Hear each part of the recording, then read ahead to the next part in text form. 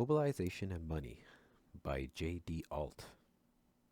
I'm nearly finished with a very long book that may well be the best illustration of the basic principles of modern money theory available. The book is A Call to Arms by Maury Klein. It is an historical account of the U.S. mobilization as it prepared for and engaged in war with Germany and Japan. The scale of the task was unprecedented in human history, and the accomplishment of it changed not just the structure of the American economy, but American society as well.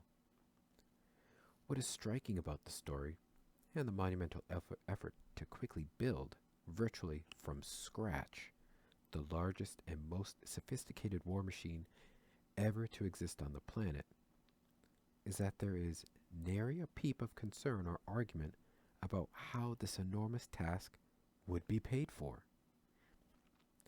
All of the anguish and struggle had not to do with finding enough money to pay for things, but rather with finding enough things to buy and enough skilled labor to properly marshal it all together. In the end, virtually every real resource available in the continental U.S., oil, gas, steel, aluminum, rubber, copper, sugar, tin, and man-hours of labor, was purchased by the federal government to build the Army, Navy, Air Force, and Marine Corps that ultimately defeated the Axis powers. The scale of the sovereign spending is almost beyond comprehension, especially given the fact that at the starting gate, the U.S. economy was still decimated and impoverished by the Great Depression. At the finish line, however, VJ Day, September 2nd, 1945, the U.S. had become the most powerful, efficient, and equitable economic power the world had ever seen. So how did it all get paid for? And even more important, how did we travel from that VJ Day of economic triumph to our sorry state of today, where we think we are so broke we can't even afford to hire enough firefighters and equipment to put out the forest fires raging in our western states? A lot of people will say the mobilization and war were paid for in the same way the federal government always has and always will have to pay for anything, by collecting taxes and selling bonds. Evidence for this will be in the $186 billion in war bonds the U.S. government sold to the American people between 1941 to 1945, and the Revenue Act of 1942, which doubled federal tax revenues.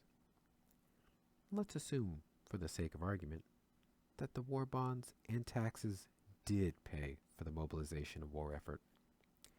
Conceptually, when we say that, what we're proposing is that the American people had a whole lot of what we call money stashed away in bank accounts and mattresses, and the sovereign government needed that money to build an army and navy and air force. So the sovereign government collected some of the people's money and borrowed even more by selling them war bonds. Now, what did the sovereign do with the money it collected and borrowed? It paid the money back to the people in exchange for the materials and labor to build ships and airplanes and bombs and tanks. The war was fought, and through perseverance, the sovereign defeated the Axis powers, while a great deal of the war machinery the people built was destroyed, spent, or ruined in the process. Looking at it from a simple balance sheet perspective, what is the net position after the war is over? The people have gotten their money back, apparently having used it to pay themselves, through the actions of their sovereign government, to build all the stuff they had to build and do all the things they had to do to win the war. On the sovereign side of the balance sheet, there's a big debt. When the sovereign government traded its war bonds to the people for their money, it made a promise to redeem the bonds at maturity with interest. To redeem the war bonds with interest, the sovereign needs what? It needs the people's money all over again? And once again, our logic tells us there's only two ways the sovereign can obtain the people's money: by collecting taxes or by issuing what we might this time call peace bonds. Let's say this is done and now the sovereign has collected the people's money back again, enabling it to do what? It pays the money once more back to the people to redeem the original war bonds with interest. Now the people have their money once again, but what has actually been accomplished? The sovereign government now has a new debt. When it sold the peace bonds, it promised to redeem them at maturity with interest. To redeem the peace bonds with interest, the sovereign needs what? It will have to get the people's money back again. And as before, there are obviously only two ways the sovereign can get the people's money. According to my calculations, the people have now paid for World War II 3 times over. First, when they bought the war bonds. Second, when they bought the peace bonds so the sovereign could have the money it needed to redeem the war bonds. And thrice, because now the sovereign needs to tax and borrow their money one more time to redeem the peace bonds. Can this possibly be the way things actually work? Fortunately, there's another explanation for how the U.S. mobilization against Germany and Japan was paid for. An explanation that doesn't, by logic, devolve into mathematical absurdity. Here it is. When the mobilization began, the U.S. was still struggling to emerge from the Great Depression. Most households had scant savings to spend on war bonds and could hardly afford the burden of higher taxes. So the idea of taxing and borrowing their money to pay for the building of a great war machine was not even a viable option, nor was it necessary. Instead, the sovereign government simply issued the US dollars by fiat as it needed them to buy materials and wages. It declared the dollars into existence, and then it paid those dollars to the American people to build the ships and planes and guns. In the historical narrative by Professor Klein, we never encounter someone saying, "Sorry, Mr. Roosevelt, we need to sell another $1 billion in war bonds before we can build that new aircraft carrier." That conversation just doesn't come up. By the time 1941 rolls around, especially in the months after the Pearl Harbor attack, mobilization has pushed the economy to virtually full employment. Millions of previously unemployed people, including women who'd never before been in the workplace, were suddenly pulling paychecks as engineers, technicians, and machine operators. Now, these were well-paid workers who were able to buy the war bonds using dollars the sovereign had already paid them. But why, if the sovereign could simply continue issuing dollars by fiat, did it sell war bonds? And by doing so, appeared to be eliciting the financial help of the people in the war effort. And why, if the sovereign could simply continue issuing dollars by fiat, did Roosevelt feel compelled to force Congress to impose the large tax increases? In a pivotal chapter in the middle of this book, Professor Klein gives a very clear answer to these questions.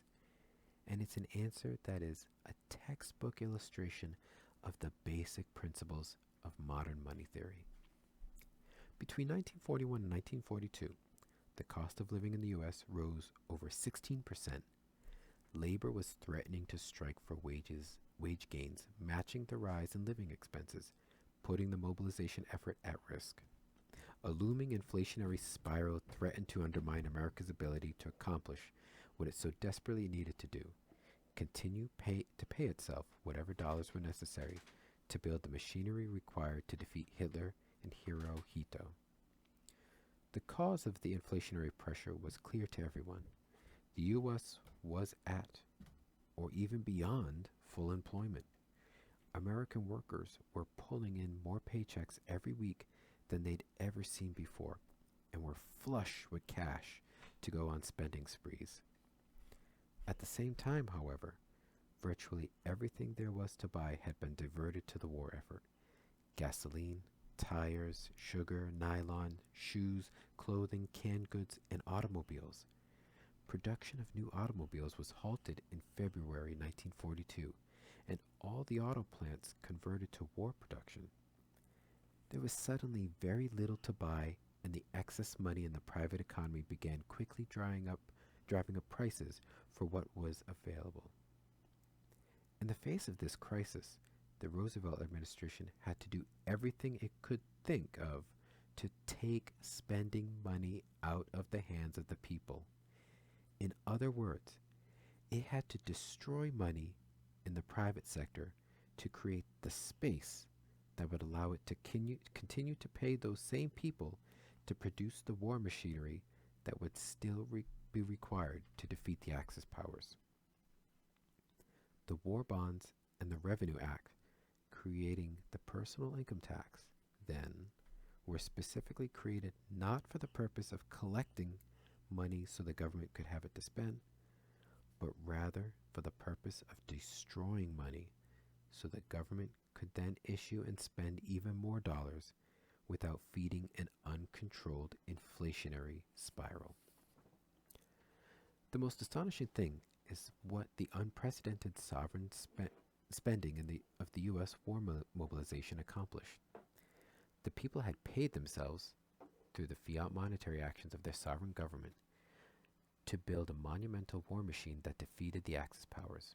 But more than that, they had also paid themselves to invent an array of new technologies and apparatuses originally conceived for waging war, but which now were clearly seen to have useful applications to peaceful life as well.